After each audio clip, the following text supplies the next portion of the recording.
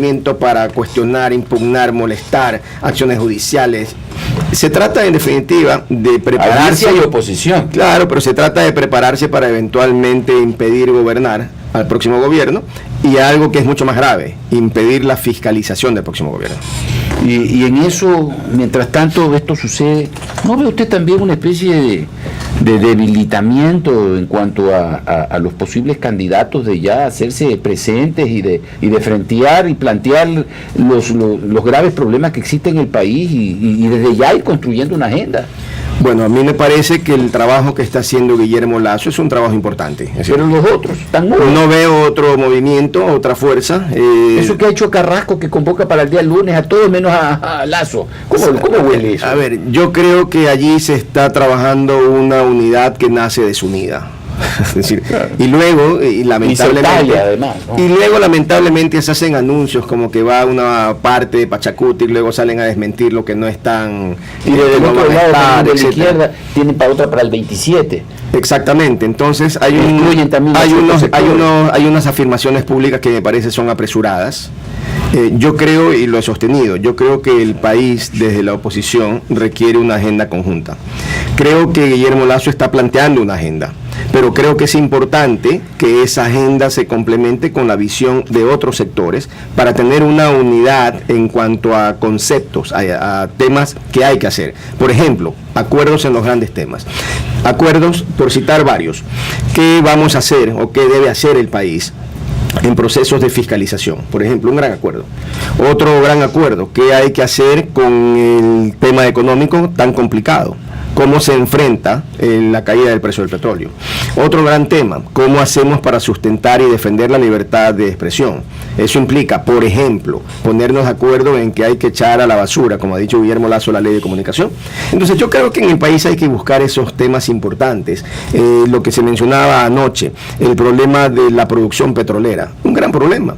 Entonces yo creo que hay que efectivamente generar cierta agenda común en la que los diferentes sectores del país puedan estar de acuerdo y sobre la base de esos grandes acuerdos ir a un proceso de elecciones. Pero me parece que esto de convocar a reuniones en que va un alcalde de Quito, desgastado ya en mi opinión desde el punto de vista político, va el alcalde de Guayaquil que ha dicho que no va a ser candidato de ninguna manera, entonces va luego Paul Carrasco, que tiene justas aspiraciones, yo creo que él quiere ser candidato a la presidencia o al menos a la vicepresidencia, y está bien que lo quiera, pero me parece que el tema no se está manejando como debiera. Entonces un proceso de unidad sin el principal candidato hoy, que es Guillermo Lasso, me parece que no surte ningún efecto. ¿Usted cree que, ya para concluir, doctor Joffre Campaña, usted cree que en el balance de la utilidad de que nos pudo haber traído el hecho de que hoy existan 5 funciones del Estado en lugar de 3, las tradicionales planteadas por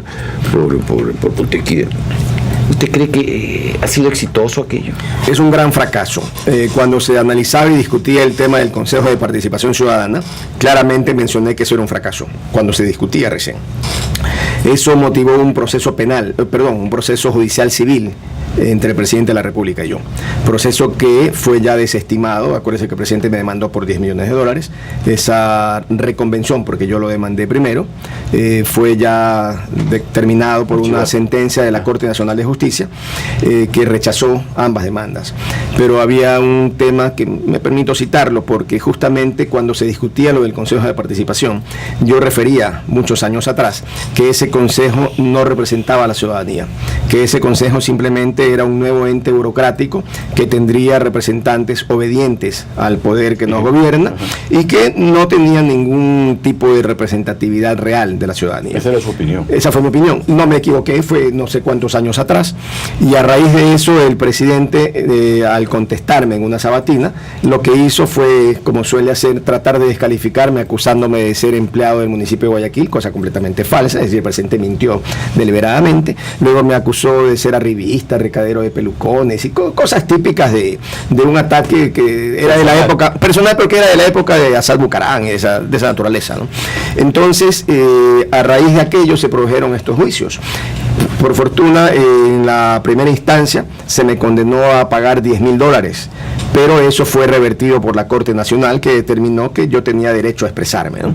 Así que quedó ya eso archivado. Pero el tema importante, ¿cuál era? Era es que ese Consejo de Participación Ciudadana es una pantomima de representación de los ciudadanos.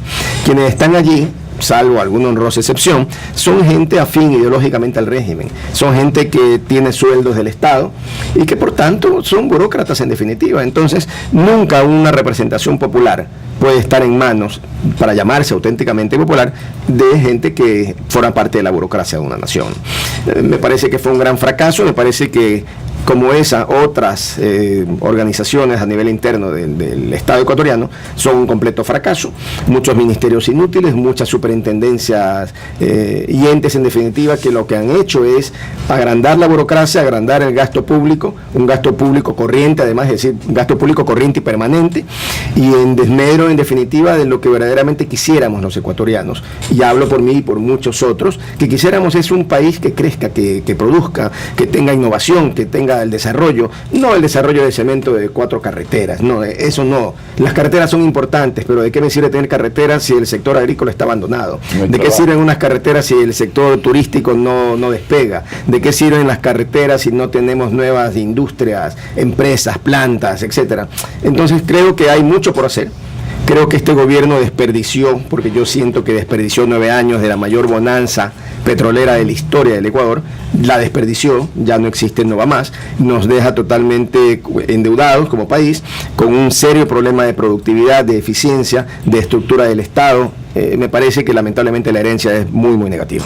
Muchas gracias al doctor Joffre Campaña Mora por haber comparecido en el Gobierno de la Mañana aquí en Teleradio 1350 M Digital. A ustedes, muchísimas gracias.